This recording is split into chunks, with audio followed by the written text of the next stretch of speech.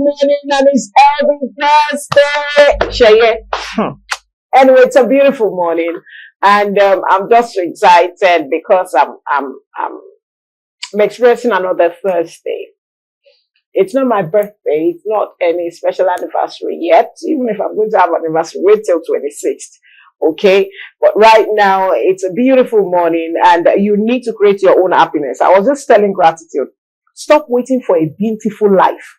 Go out and create your own beautiful life. What kind of life do you envisage yourself celebrating, walking into, envisaging? Preparing your mind to have on a day like this. It may not be your birthday. I overheard someone saying, before God, every day is a birthday. Before God, every day is a day of celebration. Before God, every day is a day that, you wish for good things. So go all out. Stop waiting for a beautiful life. You will wait till eternity because you are waiting. And those who wait, the Bible says those who wait upon the Lord. But this time around, you are waiting for a beautiful life. You are not waiting upon the Lord. Aha! There are two things. So today, Thursday, the 23rd day in the month of October, 2025. It's another beautiful day. I'm waiting for 25, 10, 25. That's another significant day. Okay, and a date. I wish those who be celebrating on that day all the very best. My name is still Olori Adejoke Adebi David. I've not changed it. My friends call me Olori AJ, Olori Alajoke, Olori Ajoke, Olori Adejoke, whichever word. Just call me Olori. It's for simplicity, easy access, and you don't need to start looking for Madam, Mrs., Auntie, Brother. Just call me Olori AJ, and I'll gladly and willingly attend to you. I want that relationship, not. We're talking about equality this morning. And so Family of Value comes on the show, on the station, from Mondays to Friday, 10 to 11 a.m. every day. And we always love to talk about the values that comes with our family you're representing. You're out there to let people know you're from this home, you're from this family. We talk about everything that has to do with your life, your being, your personality, those things you're here to inculcate into life activities. And I am not always walking alone. I love people who are young at heart. They help to ginger my swagger. You know what I mean? So I have a Gen Z host sitting right next to me. And she's looking all red and black and looking, at a papa, she's bright. And I tell you, on our wedding day, to the glory of God, the Father, the Son, and the Holy Spirit. Amen. How are you this morning? I'm doing very well. Your husband go pay me. Apart from your, see, you will keep my, in Yoruba, I don't know how you do it. Yoruba will collect money for children in the house, the women money, the father's money, the old people's money, in that family, your family, everything money. Now your dowry. I don't know how they do. I don't know how they do it from your side. But on that particular day, they will now have my own. My own will now be Gen Z mama, Oh, some people are laughing. I'm serious. Whether it's Chicago, Atlanta, all any part of the country, we'll go to the US or you're going to Canada, you're going to UK, anywhere, even on the boat. Somebody got married on the train, moving train, Lagos, Nigeria. Yeah. So anything can happen. I will be there by the grace of God, and I'll be well represented. Yes, most definitely so. I am going to give you the respect and make sure you have yours. Yeah, I'm going to make that happen. Good morning, viewers. Welcome to another exciting episode of Family and Values, where we talk about the cause of family, relationship, and marriage. And as usual, we have a very interesting topic lined out just for you. So sit back and don't go anywhere. My name is Gratitude Imokode, the Gen Z host. Okay, you heard it from the Gen Z host. It's time for us to go for our mini feature. And we will be right back because our guest is prettily, handsomely waiting. Stay tuned. Welcome back. I hope you've been able to understand, key yourself into that mini feature, what we'll be discussing this morning. And our guest is right here waiting, joining us live from wherever he is in Lagos. Okay. And the topic before us is mental health awareness. Particularly, we're focusing on breaking the silence. Breaking the silence. What is silence? What silence are we breaking? Some would rather want to be private with whatever they do, no matter the situation and circumstance, it presents itself to them. And so this morning we're looking at breaking the silence. Before us this morning, as we'll be discussing, even though he's not here with us physically in the studio, but he's live by call. And we'll be talking with Dr. Ihele Progress Obina. He's a medical doctor and is joining us live, okay, from a call, by call, okay. And it's so good to have you, Dr. Progress. How are you this morning? I'm very okay. Good morning. It's nice to have you having me on the show. Thank you for joining us. I know doctors are always Thank you so much.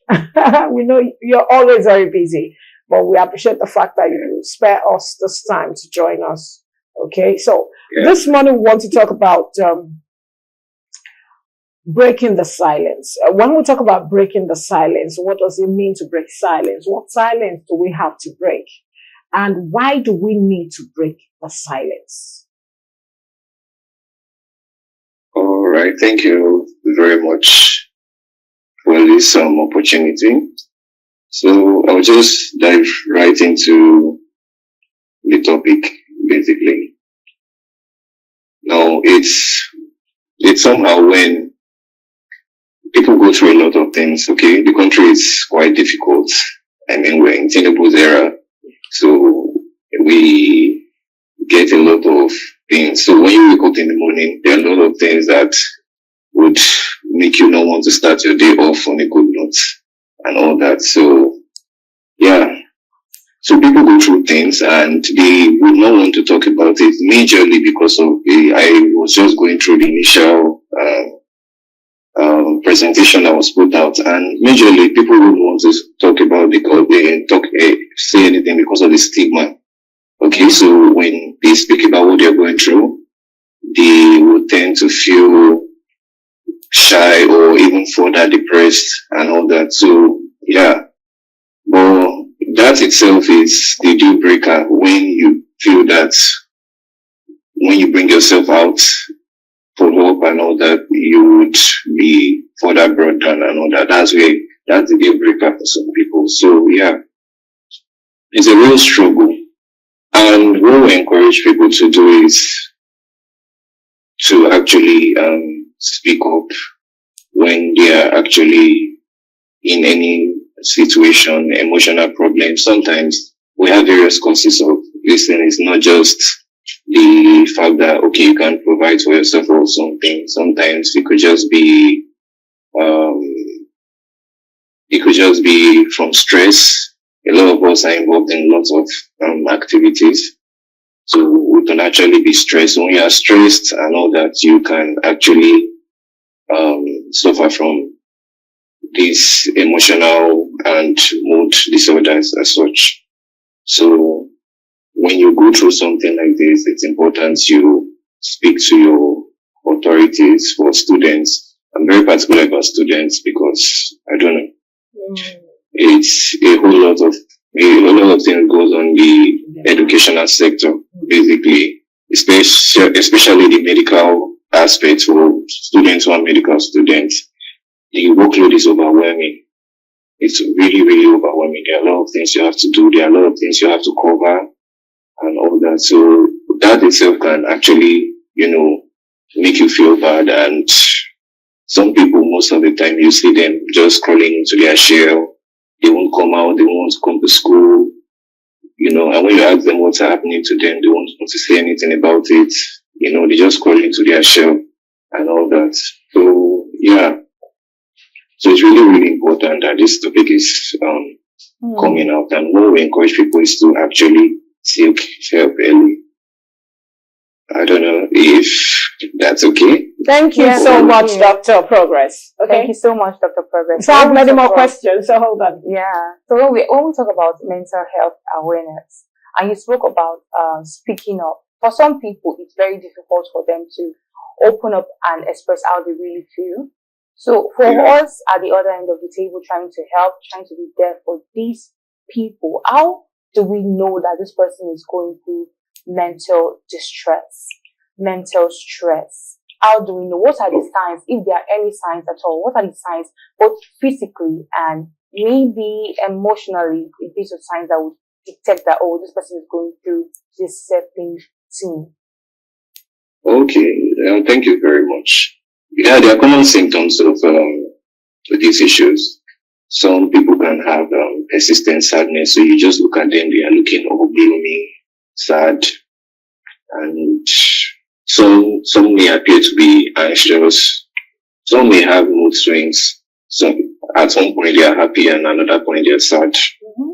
Then one very, very common thing again we also notice is some people withdrawing from previously pleasurable activities. So they like to play football and all of a sudden you're not seeing them play football, for instance.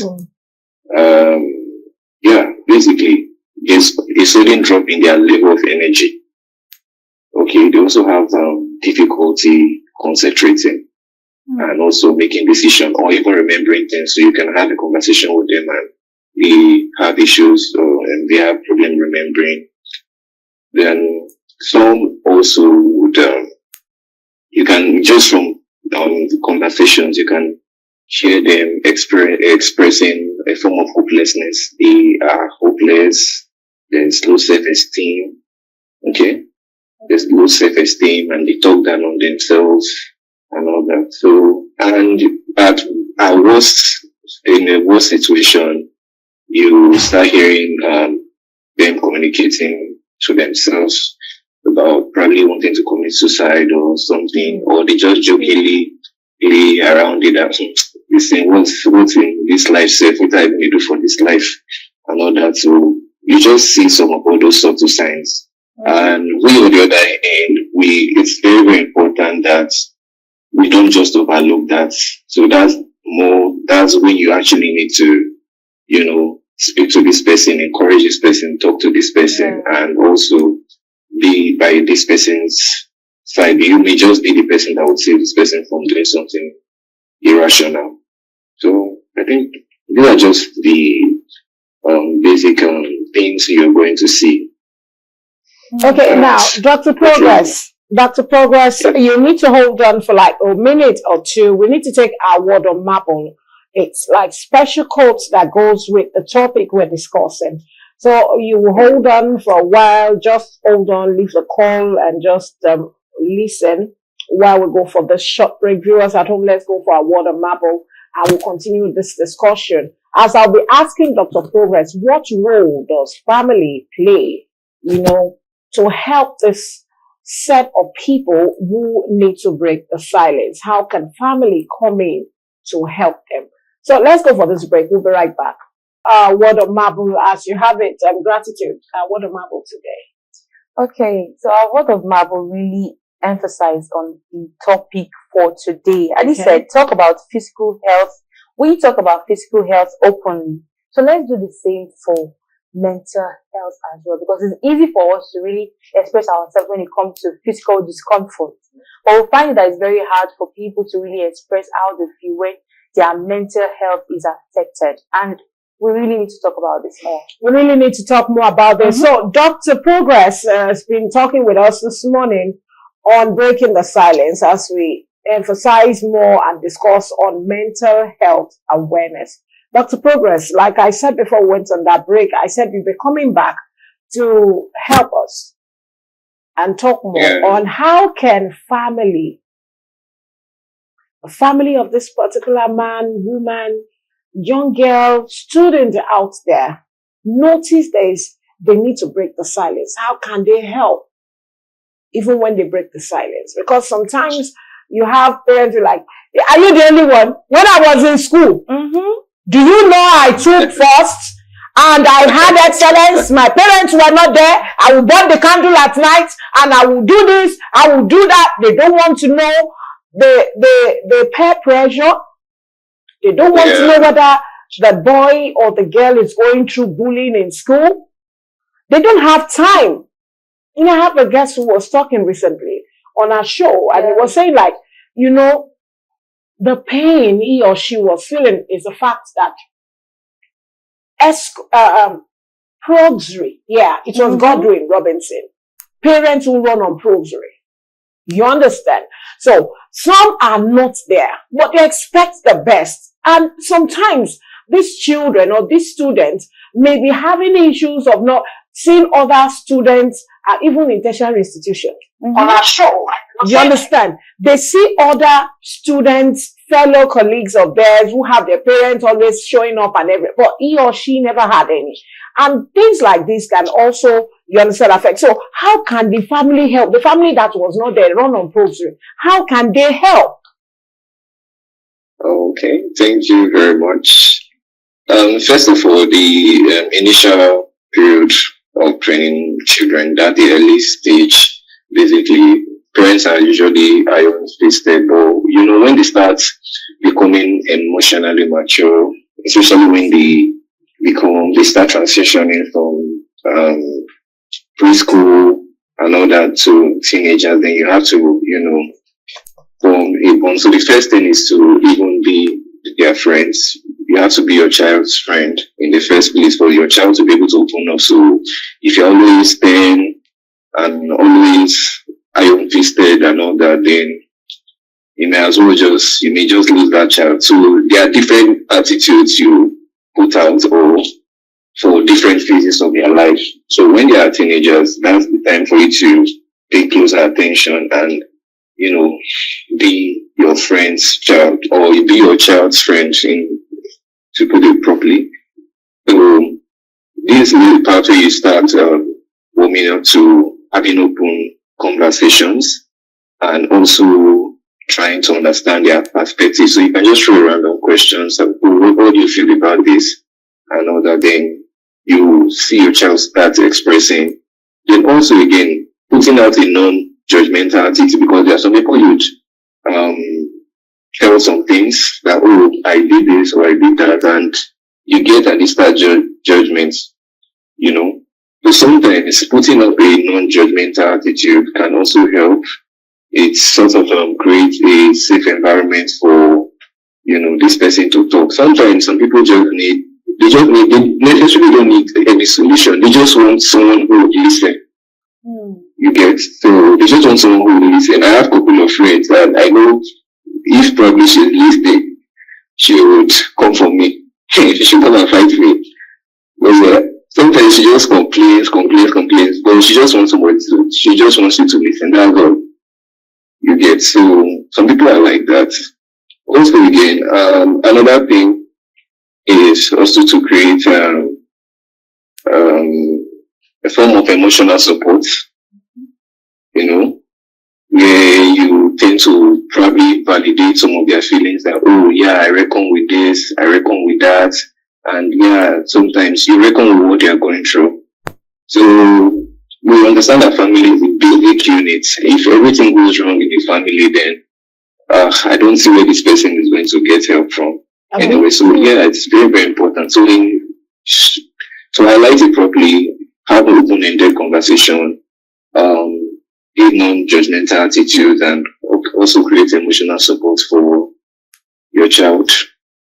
Thank you very much, Dr. Progress. Thank you very much, Dr. Progress. So while still speaking on how to manage anxiety and mental wellness, now I want us to take a bit towards our generation, the Gen Zs, because I think I was having a conversation with someone, and the person was like, oh, Gen Zs, they have a way of always fine-tuning everything to please themselves. Any little stress, they'll be like, oh, my mental health is affected. I need to leave this environment. Oh, just to, you know, evade work and not do what they're meant to do. So please, I want you to give us some hacks to manage anxiety and mental wellness.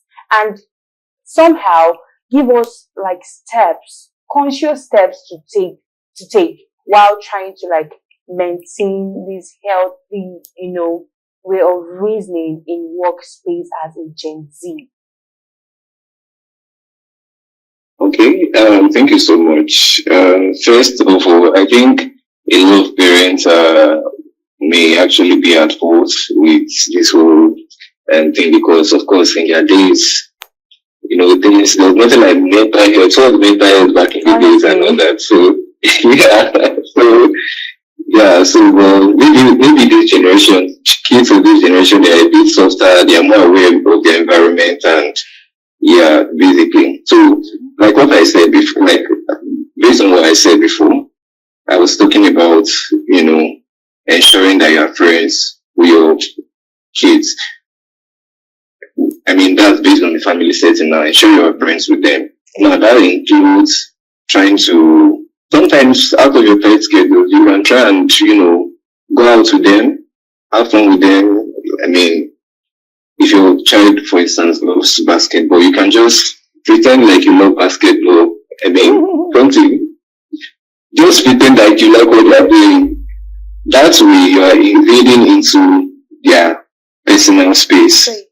And they see you not just as their parents who shout at them when they do something wrong and all that. It gets dicey when it even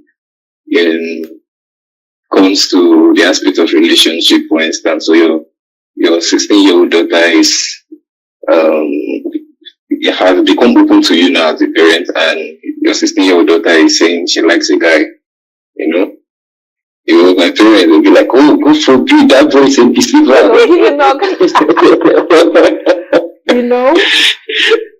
Something like that. That boy is a deceiver.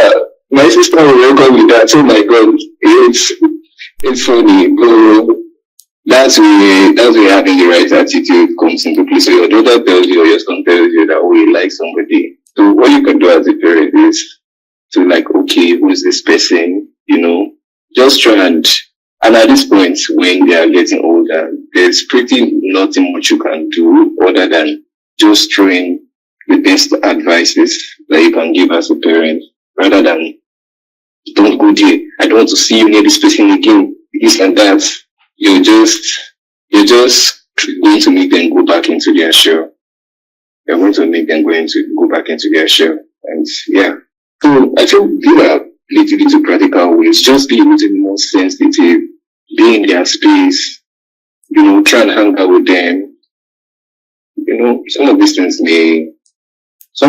may actually improve openness, because the aim here is to make them open when something is wrong with them. What as a person, someone going through mental stress? As a person, you are trying to deal with stress before speaking up, seeing if you can deal with it before having if you can handle it before being noticeable to someone else. So how will you manage stress as a person? Okay, so I'm a doctor, and I can tell you that it gets crazy at times. At some point I tend to work for longer hours. Generally, not just me, doctors generally tend to work for longer hours. So when they work for longer hours, you see it in their emotions. So some people can just be angry, break down for no reason and all that. So the basic solution has always been, when you are stressed, you look for a place to rest. Now, this whole thing won't be possible if, first thing you have to do is to have a very, very good working relationship with your boss. So we all work in different institutions and different places, and you have superiors, definitely. First thing first, have a very good working relationship with whoever you are under, because it makes communication more effective. Now, when you have a good working relationship with your boss, and also you are diligent, when you come asking for social, like, oh, I think I feel a certain type of way and I think I need to rest, there's no way your boss would deny you, especially if you are someone who is diligent at your work. So your boss looks at you, this person, I know this person will not just, come and ask for random favors or like that. So for this person to actually ask for just a little time to rest, it means this person actually needs it and everything. But of course, a lot of people have very, very terrible work attitude in the first place. So by the time they are really stressed, there's almost nobody to talk to. They make the environment toxic for themselves, enough not to even be in a place to, seek for help, in quotes. So let's have the right work attitude, and I think it's going to really, really help. And also, again, you don't need to have so many friends. You just need that one friend who would understand you, that one friend who you can confide in. I don't have lots of friends for me, but I have good friends. I have the few I have, they are good people, and I know they have my back. Then for students generally, if you ask me, the workload can be overwhelming. Very, very, very, very overwhelming.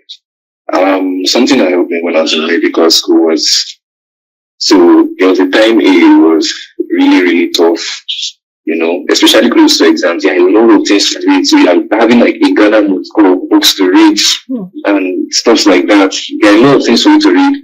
The lecturer comes in and keeps on pouring, and they tell you that, oh, you're a doctor, you are supposed to know a lot of things before the exam. This thing. So when you look at it, it can really, really be overwhelming. You can really get tired, fagged out, and everything. But one thing that kept me going was that I had 2 study groups. Okay. So sometimes I can just come out from lectures and tired and so we have to meet. Then we go for our evening discussions, spend a couple of hours.